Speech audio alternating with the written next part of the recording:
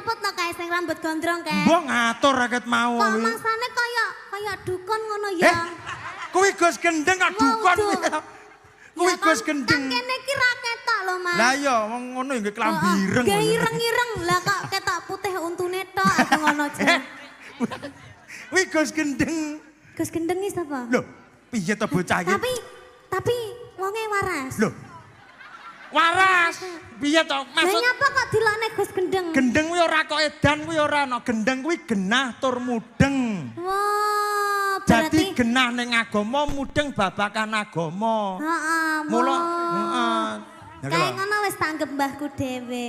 Berarti engko mbok anggap Mbahku dhewe. ya engko berarti ora usah pamit langsung mulih ae wong bae dhewe kok. Lah jane ning kene kan aku ora bayaran to, Mas. Lah iya. Wong niate ning kene kan aku ngaji. Ngaji.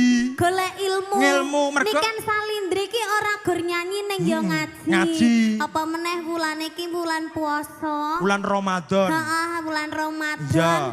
Jadi kita berlomba-lomba mencari ilmu, berlomba-lomba mencari pahala. Alhamdulillah.